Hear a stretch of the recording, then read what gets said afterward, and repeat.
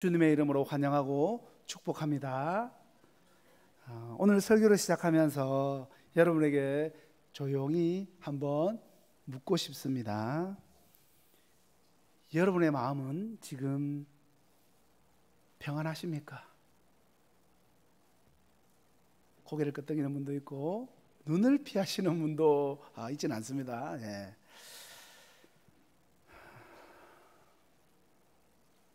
어쩌면 겉으로는 평안한 척, 괜찮은 척 웃고 있지만 마음속 깊은 곳은 누구에게도 말 못할 근심의 돌덩이가 무겁게 짓눌려 있는 분도 계실지 모르겠습니다. 정말 힘든데 누가 내 마음 좀 알아줬으면 좋겠다. 이런 마음으로 이 자리에 앉아 계신 분은 없으신가요? 괜찮습니다. 그게 바로 우리 인생이거든요. 세상살이라는 게 만만한 게 아니지 않습니까? 죄송합니다. 네가 살아봐서 얼마나 살았다고. 그죠. 자식 걱정, 건강 걱정, 돈 걱정, 꼬여버리는 인간관계들, 마치 파도처럼 근심이 끊임없이 이제 끝났나 싶으면 또 밀려오고, 또 밀려갔나 싶으면 또 밀려오고, 우리의 마음의 해변을 때리는 것이 우리의 인생이지 않습니까? 한 대학교의 미식축구 감독의 이야기인데요, 이제 자기가 감독이 되어서 그 팀이 엄청 잘 나갔다고 합니다. 잘 나갈 때는요, 주변의 사람들이 구름대처럼 몰려들기도 했고 팬들도 막 환호를 해줬다고 합니다. 그런데 팀 성적이 뚝 떨어지자, 막 연패를 하기 시작하자 언제 그랬냐는 듯이 친구들이 다 떠나버리고 비난하는 소리만 가득하더랍니다. 마음이 너무 외롭고 쓸쓸해서 이 개를 한 마리 키우기 시작을 했대요. 어느 날 개를 물끄러미 바라보면서 한숨을 푹 쉬면서 자기도 모르게 이런 말을 합니다.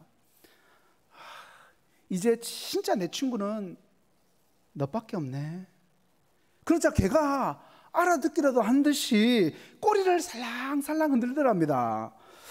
그래서 마음의 위로가 좀 되고 있는데 마침 옆에 딱 보니까 아내가 앉아 있는 거예요. 그래서 아내를 한번 힐끗 쳐다보면서 아내를 들으라는 듯이 개한테 이렇게 큰 소리로 또 한번 중얼거렸습니다. 우리 집에 너 같은 친구가 딱 한 명만 더 있으면 참 좋겠다. 그 말을 조용히 듣고 있던 아내가 그날 저녁에 개를 한 마리 더 사오더랍니다. 여러분, 공감 능력이 뛰어나신 분들이네요. 이 감독의 마음이 느껴지십니까? 그에게 정말 필요했던 것은요, 또 다른 개 한 마리가 아니지 않습니까? 자기 마음의 깊은 근심과 외로움을 알아주고, 여보, 당신 정말 힘들었지? 하고 따뜻하게 안아줄 아내의 위로가 필요했던 거지 않습니까? 지금 예수님 앞에 있는 제자들도 그랬습니다. 그들의 마음은 그야말로 폭풍주냐 근심으로 가득 차 있었습니다. 3년 동안 자기 인생의 모든 것을 다 내팽개치고 따랐던 예수님께서 이제 곧 떠나신다고 말합니다. 그것도 그냥 떠나시는 게 아니라 배신당하고 끔찍한 죽음을 맞으실 것처럼 그렇게 말씀하십니다. 심지어 자신들도 그 주님을 배반하게 될 것이라고 말씀합니다. 그들의 세상이 통째로 무너내려지는 것 같은 칠흑 같은 근심의 밤이었죠. 바로 그들을 향해서, 그리고 오늘 여러 가지 근심의 짐을 지고 이 자리에 나온 우리 한 사람 한 사람을 향해서 주님은 당신의 따뜻한 눈으로 우리를 바라보시면서 이렇게 말씀하시는 겁니다. 너희는 마음에 근심하지 말라. 여러분, 우리가 가지고 있는 이 근심의 뿌리, 기본적으로 우리가 가질 수밖에 없는 이 근심의 뿌리를 깊이 파고 들어가 보면 그 근심의 근원에는요, 소망의 부재가 자리 잡고 있을 때가 엄청나게 많습니다. 희망이 없다는 거죠. 사람은요, 밥만 먹고 사는 존재가 아닙니다. 소망을 먹고 사는 존재입니다. 미국의 한 어떤 노 교수가 졸업식 연설에서 우리 인생이 행복하기 위한 4가지를 이야기를 해줬다고 합니다. 연설에서. 자, 노 교수가 말한 우리 인생에서 행복할 수 있는 4가지가 뭘까요? 여러 가지를 말할 수 있겠죠. 돈부터 딱 떠올리려고 하시는 분들이 있는데 노 교수가 설마 졸업식에서 그 말을 했겠습니까? 돈은 아니었어요. 할 일과 사랑할 대상과 믿어야 할 대상과 소망이었습니다. 이 네 가지가 꼭 필요하다고 말했습니다. 소망은 우리 삶의 엔진과도 같다라고 이야기할 수 있겠죠. 제임스 패큐어 교수가 소망과 기대 없는 삶에서 이렇게 이야기합니다. 화면 한번 보여주세요. 우리는 살아있는 한 소망은 있다고 말합니다. 그러나 좀 더 심오한 진리는 소망이 있을 때에만 삶이 존재한다는 것입니다. 소망을 잃게 되면 삶의 모든 매혹적인 다양한 기회들과 경험에도 불구하고 삶은 단순한 생존으로 격화되어 버립니다. 소망 없는 삶은 재미도 없고 만족스러운 것도 없고 쓸쓸하고 무미건조하고 불쾌하고 무거운 짐이요 고통일 수밖에 없습니다. 그렇죠. 소망 없는 삶은요 견뎌내기가 너무 힘든 그런 삶이 되는 거죠. 그래서 결국 소망 없는 삶은 절망이라는 그런 삶이라고 말하면서, 이 절망은요 쾌고르가 이야기한 것처럼 죽음에 이르는 병입니다. 소망 없는 삶은요 그만큼 견디기 힘든 고통이라는 겁니다. 여러분, 이 죽음에 이르는 병을 우리는 그려낸 소설이 하나가 있습니다. 이 오스트리아 작가 페터 한트케가 쓴 소설인데요, 이 소망 없는 불행이라는 이런 소설인데, 누군지 너무 잘 아시죠? 우리는 노벨 문학상 하면 한강만 생각하는데 2019년도 노벨 문학상 수상자입니다. 이 책은 51살의 나이로 자살로 생을 마감했던 이 작가 자신의 어머니의 삶을 기록한 책입니다. 이 한트케의 어머니는요 특별한 비극이나 사건을 겪은 것이 아니었습니다. 오히려 그녀의 삶은 너무 평범했다고 합니다. 하지만 그 평범한 속에는요 무서운 함정이 들어있었습니다. 그녀는 한평생 단 한 번도 자기 자신을 위한 소망이나 꿈을 가져본 적이 없었다고 말합니다. 딸로서, 아내로서, 어머니로서 주어진 의무를 기계처럼 그렇게 수행했을 뿐, 나는 무엇을 원하는가, 나는 어떤 삶을 살고 싶은가 라는 질문을 스스로에게 던져볼 기회가 없었다고 말합니다. 그녀의 삶은요 소망이 없었고, 이 소망 없음이 결국 그녀를 깊은 불행으로, 그리고 결국에는 죽음으로 이끌어 간 것입니다. 여러분, 이 책은 우리에게 똑똑히 보여줍니다. 거창한 꿈이 아니더라도 내일을 기대하는 작은 소망 하나 없이 의무감으로만 살아가는 그런 삶이 얼마나 영혼을 갉아먹는 고통인지를 그렇게 보여주고 있습니다. 정말 그렇죠. 우리 인간에게 소망이 없으면요 죽은 것과 같습니다. 여러분, 스스로 이 자살로 생을 마감하는 사람들이 왜 그런 선택을 하겠습니까? 우리가 잘 알고 있죠. 더 이상 어떤 소망도 발견할 수가 없을 때 그 마지막 선택을 그렇게 하게 된다는 겁니다. 소망의 빛이 완전히 꺼져버린 암흑 속에서 홀로 있다고 그렇게 느끼기 때문입니다. 이 단테의 신곡 지옥편을 보면요 지옥의 문 앞에는 이런 글귀가 새겨져 있다고 합니다. 단테가 말한 지옥 문 앞에 새겨져 있는 글귀는 뭘까요? 야, 너가 세상에 살 때 잘하지, 예수님 잘 믿지, 이제 고통스러운 삶이 되겠지, 일까요? 아니죠. 이곳을 통과하는 자 모든 소망을 버려라. 단테가 정말 지옥에 가본 것은 아닐 겁니다. 근데 그의 통찰력이 놀랍죠. 소망이 완전히 사라진 상태, 그곳이 바로 지옥이라는 것을 정확히 꿰뚫어 본 겁니다. 여러분, 이렇게 소망이 우리의 생명과도 같다는 것을 제가 이렇게 구구절절히 말을 안 해도 여러분도 알고 세상 사람들도 다 압니다. 그렇기 때문에 우리 인간은 어떻게 하느냐면 필사적으로 하는 게 소망을 찾아서 헤맨다는 겁니다. 그런데 여기에 아주 중요한 문제가 있습니다. 많은 사람들이 진짜 소망이 아닌 가짜 소망, 즉 썩은 동화줄을 붙잡고 있더라는 겁니다. 어거스틴이 영혼을 죽이는 두 가지가 있으니 바로 절망과 거짓 희망이다 라고 경고를 했어요. 절망만큼이나 위험한 것이 바로 가짜 희망이라는 겁니다. 예레미야 선지자 때도 그랬습니다. 거짓 선지자들은요 백성들의 상처를 가볍게 여기면서 괜찮다, 평안하다, 평강하다, 거짓 소망을 불어넣어주면서 그렇게 이야기했죠. 하지만 하나님은 그들에게 재앙을 선포하셨습니다. 왜냐하면 그것은 진짜 평강이 아니라 썩은 동아줄과 같은 헛된 바람이었기 때문입니다. 사랑하는 성도 여러분, 오늘날 여러분이 붙잡으려고 하는 세상의 소망은 어떤 소망입니까? 돈과 성공과 명예와 사람의 인정과 이런 것들이 우리에게 영원한 만족감과 평강을 줄 수 있을까요? 다윗은 시편 39편에서 이렇게 고백합니다. 같이 읽겠습니다. 시작.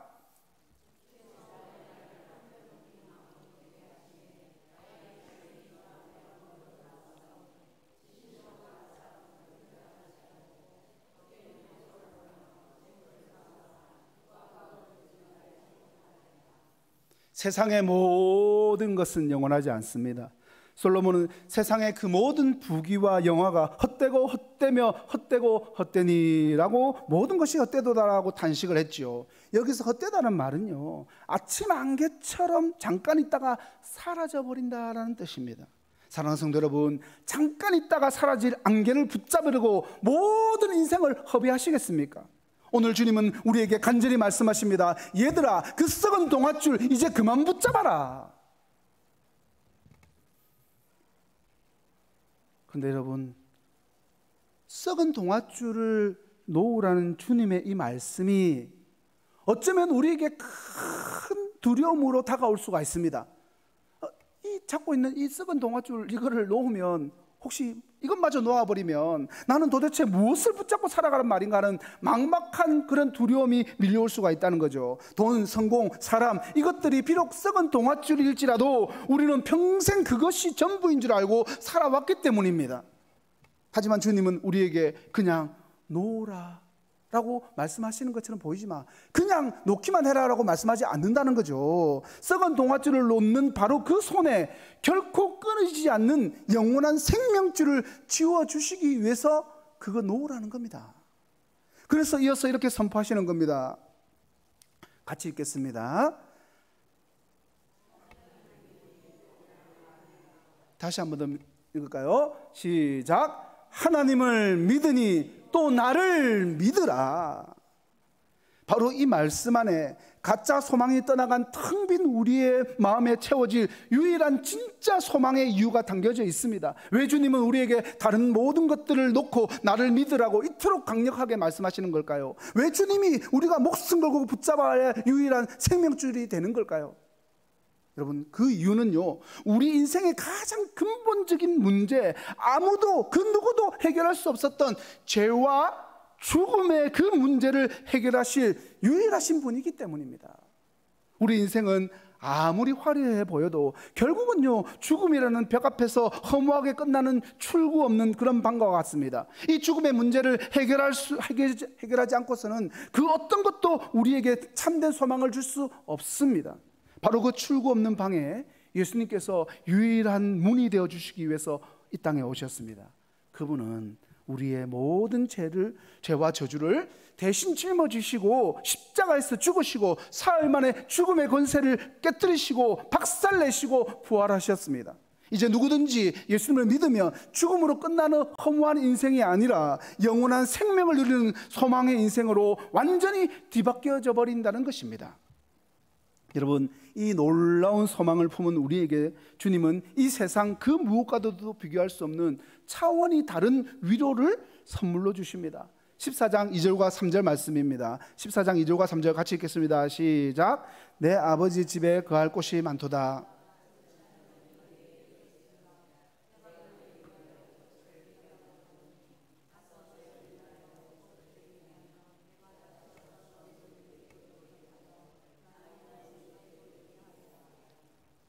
여러분, 이 말씀이 얼마나 엄청난 약속인지 아십니까? 이것은요, 당장의 문제 해결을 넘어서서 우리 인생의 모든 근심을 그냥 압도해버리는 궁극적이고 지상 최대의 위로입니다. 이 위대하고 영광스러운 약속 속에는요, 최소한 세 가지의 놀라운 진리가 담겨져 있습니다. 첫 번째 진리는요, 이것은 인간을 섬기는 하나님의 모습을 보여준다는 겁니다. 이것이 얼마나 엄청난 선언인지 여러분 아십니까? 세상의 모든 종교를 보세요. 그리고 철학도 한번 보시기 바랍니다. 인간이 신을 위해서 무엇을 해야 하는데, 여러분, 인간이 뭔가를 해가지고 신을 기쁘게 만들어야 된다는 겁니다. 그걸 말하는 거예요. 그들의 종교고 그들의 철학입니다. 그런데 우리 주님은요, 정반대로 말씀하십니다. 내가 너희를 위해서 간다. 창조주 하나님께서 감히 우리가 상상조차 할 수 없는 영광의 보좌에 계신 그분께서 먼지 같은 피조물인 너희를 위해서 처소를 예비하러 가시고 너희를 위하여서 다시 오시겠다고 약속하십니다. 이것은 마치 지극히 높으신 왕이 사랑하는 자녀가 돌아올 집을 손수 청소하고 꾸미는 것과 같습니다. 주님은 천사들을 시켜서 일하실 수도 있는 분입니다. 말씀 한마디로 모든 것을 준비하실 수도 있는 그런 분이시죠. 그러나 주님은 친히 당신의 그 거룩한 손과 발로 우리를 위해서 일을 하십니다. 이것은 요한복음 13장에서 제자들의 발을 씻기셨던 그 섬김의 절정이요 완성입니다. 만왕의 왕이신 그분이, 만주의 주이신 그분이 친히 우리를 위해서 일하시고 우리를 맞이하러 오시겠다는 이 약속보다 더 크고 인격적인 위로가 이 세상에 어디에 있습니까? 우리 하나님은요, 우리를 섬기는 하나님이십니다. 두 번째, 이것은요, 하늘의 사닥다리가 되신 예수님을 보여줍니다. 주님은 하늘과 땅을 오가시면서 우리를 위해서 길을 만드시는 분이시죠. 우리는 이 장면에서 창세기의 한 외로운 나그네를 떠올리게 됩니다. 아버지와 형을 속이고 도망치던 야곱, 그는요 차가운 돌을 베고 절망의 들판에서 깊은 잠에 빠져들었습니다. 얼마나 외롭고 고통스러운 삶이었겠습니까? 바로 그때 그의 꿈속에서 땅과 하늘을 잇는 거대한 사닥다리를 보았고 하나님의 사자들이 그 위에서 오르락 내리락 하는 것을 보았습니다. 그것은 죄로 인해서 단절되었던 하늘과 땅 사이에 하나님께서 친히 놓아주신 희망의 통로였습니다. 그리고 수천 년이 지나서 그 사닥다리의 실체이신 예수님께서 친히 지금 선포하고 계신 것입니다. 하늘이 열리고 하나님의 사자들이 인자 위에 오르락 내리락 하는 것을 보리라. 그렇습니다. 예수님이 바로 그 사닥다리의 실체이십니다. 우리가 쌓아올린 공로나 우리의 노력의 사다리가 아닙니다. 하늘에서부터 이 절망의 땅까지 친히 내려와 주신 그 은혜의 사닥다리, 바로 예수 그리스도이십니다. 주님은요, 우리를 아버지 집으로 인도하시는 유일한 길이실 뿐만 아니라 지금도 하늘과 땅을 오가시면서 우리를 위해서 중보하시고 우리를 끝까지 붙드시는 영원한 연결고리이십니다. 다른 길은 없습니다. 오직 예수님만이 땅에 속한 우리를 하늘 아버지의 영원한 집으로 인도하는 유일한 길이요, 유일한 사닥다리가 되십니다. 세 번째, 여러분, 이것은 흔들리지 않는 확실한 보증입니다. 우리의 마음이 가장 흔들리는 순간이 언제입니까? 정말 그 일이 일어날까? 정말 그럴까? 라는 의심이 찾아올 때죠. 주님은 우리가 그런 연약한 마음을 가진 존재라는 것을 너무나 잘 아십니다. 그래서 그냥 믿으라 하지 않으시고 우리의 마음에 확신의 못을 박듯이 단언을 하십니다. 2절 말씀 한번 보세요. 그렇지 않으면 너희에게 일렀으리라.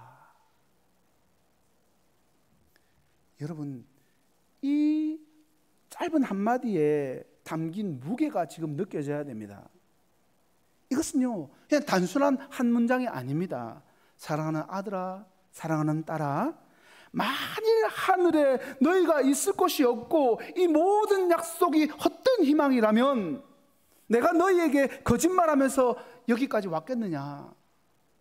나는 차라리 희망이 없다고 솔직하게 말했을 사람이다. 그런 내가 지금 말한다. 이것은 명백한 진실이다. 그러니 조금도 의심하지 말고 나를 믿어라. 여러분, 이것은 선거철만 되면 우리가 들을 수 있는 그런 남발되는 정치인의 공약 같은 허황된 약속이 아닙니다. 이것은 내가 곧 길이요 진리요 생명이라고 선포하신 분, 그분 자신의 선언입니다. 예수님의 존재 자체가 이 약속의 보증서인 거죠. 그렇기 때문에 이 약속은요, 오늘 내 기분이 좋다고 그렇게 생겼다가 내일 힘들다고 사라지는 그런 희망사항이 아닙니다. 이 약속은 예수 그리스도의 십자가의 그 피로 인치시고 죽음의 권세를 깨뜨리신 부활로 확증하신 하나님 나라의 영원한 보증수표입니다.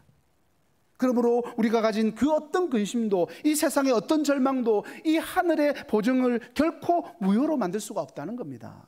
이 약속은요, 우리의 그냥 느낌 너머에 있는 하나님의 신실하심에 기초한 절대 불변의 진리입니다. 죽음조차 이 보증서를 무효할 수 없다니까요. 그리고 이 진리야말로 폭풍우 치는 인생의 바다 가운데서 우리의 영혼을 가장 안전한 곳에 붙들어매는 견고한 닻이 되는 것입니다. 바로 이 위로를 이 수백 년 전에 우리의 믿음의 선배들은 이렇게 고백을 했죠. 하이델베르그 요리문답 1문입니다. 제가 1문하면 여러분 답하시면 됩니다. 살았으나 죽었으나 당신의 유일한 위로는 무엇입니까?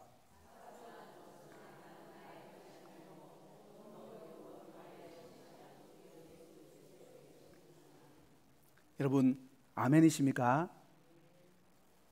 이것이 바로 오늘 본문이 우리에게 주는 위로의 핵심입니다. 나의 위로는 내 통장 잔고에 있지 않습니다. 나의 위로는 자녀의 성공에 있지도 않습니다. 나의 위로는 내 건강에 있지도 않습니다. 살았으나 죽었으나 나의 유일한 위로, 우리의 유일한 위로는 내가 예수님의 것이라는 이 놀라운 사실에 있습니다. 계속해서 이렇게 고백합니다. 그리스도께서는 그의 보혈로 나의 모든 핏값을 완전히 치르고 나를 마귀의 모든 권세에서 해방하셨습니다. 또한 하늘에 계신 나의 아버지의 뜻이 아니라면 머리털 하나도 땅에 떨어지지 않도록 나를 보호하시며. 여러분, 이것이 얼마나 놀라운 위로입니까? 예수님께서 십자가에서 모든 값을 치르셨기 때문에 우리는 더 이상 죄의 노예가 아닙니다. 그리고 나를 너무나도 사랑하시는 하나님 아버지께서 내 머리카락 하나까지도 세시면서 나를 지키고 계시기 때문에 우리는 이 땅에서 어떤 근심과 두려움 앞에서도 담대할 수 있는 것입니다. 사랑하는 성도 여러분, 이제 말씀을 우리의 가슴에 새기는 시간입니다.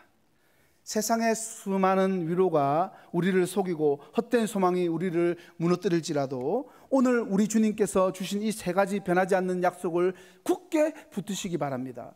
이제 근심의 파도가 밀려올 때, 아마 여러분들 설교 딱 듣고 나가는 순간 나가면서 또 근심이 밀려올 수도 있습니다. 그때 우리의 영혼은 이렇게 외쳐야 되는 겁니다. 화면 보여주시고, 첫 번째 여러분이 외치겠습니다. 시작.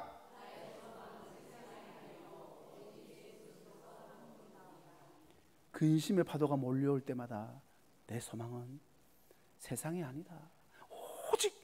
오직 예수 그리스도 한 분뿐이다를 여러분들이 영혼에게 외치시기 바랍니다. 그리고 두 번째, 여러분, 이 땅의 삶이 우리를 흔들 때가 있어요.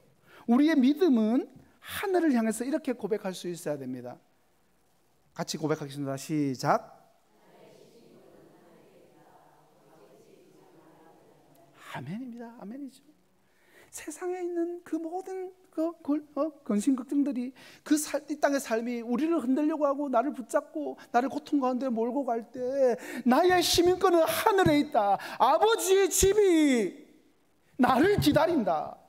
그렇게 여러분 스스로에게 선언하시기 바랍니다. 마지막입니다. 세상이 끝이라고 말하면서 우리를 절망케 할 때가 있을 것입니다. 그 어둠의 컴컴한 터널 절망의 끝에서 우리의 심장은 이 진리로 다시 뛰어야 합니다. 같이 고백하겠습니다. 나의 왕께서 나를 데리러 영광 중에 다시 오신다. 이 모든 위대한 약속은요, 단 하나의 진리에서 폭포수처럼 터져 나옵니다. 여러분, 그것이 무엇입니까? 같이 읽겠습니다. 시작.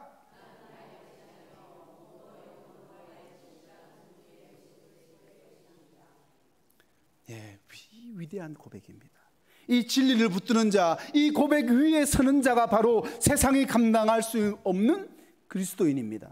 이 진리가 여러분을 모든 두려움에서 자유케 할 것입니다. 이 진리가 여러분을 모든 절망에서 일으켜 세울 것입니다. 그러므로 무엇이 우리를 두렵게 하겠습니까? 어떤 근심이 우리를 무너뜨리겠습니까? 이 세상 그 어떤 것도 우리 주 그리스도 예수 안에 있는 하나님의 사랑에서 끊을 수 없습니다.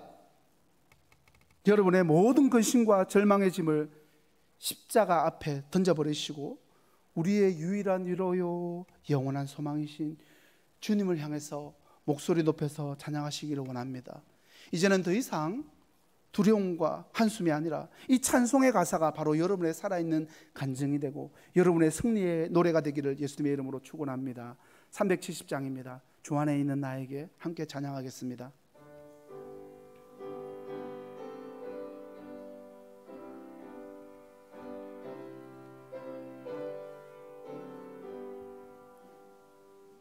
주 안에 있는 나에게 단 근심이 있으랴 십자가 밑에 나가 내 짐을 풀었네 주님을 찬송하면서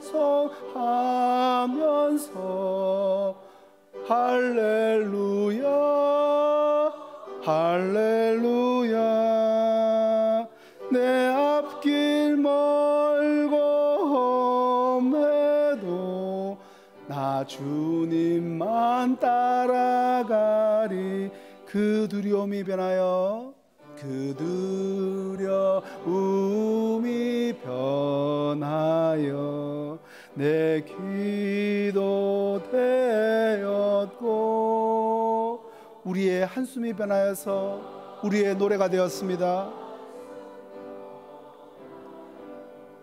내 노래 되었네. 여러분 주님을 찬송하시기 바랍니다. 주님을 찬송하면서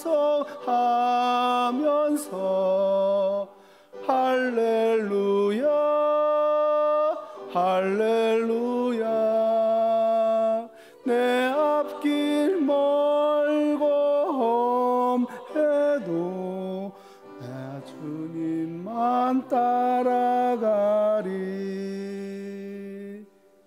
내 주는 자비하셔서 늘 함께 계시고 내 궁핍함을 아시고 늘 채워주시네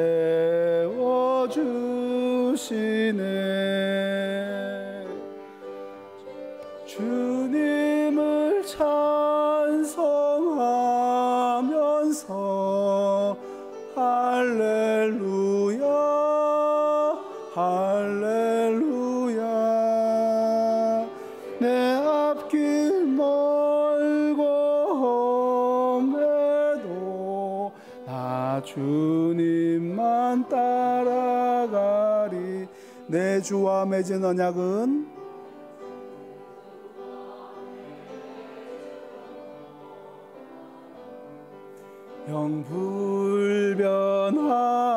영불변하시니 그 나라 가기까지는 늘 보호하시네 주님을 찬송하면서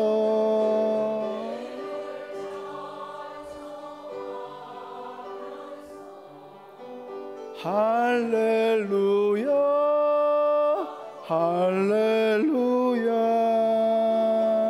내 앞길 멀고 험해도 나 주님만 따라가리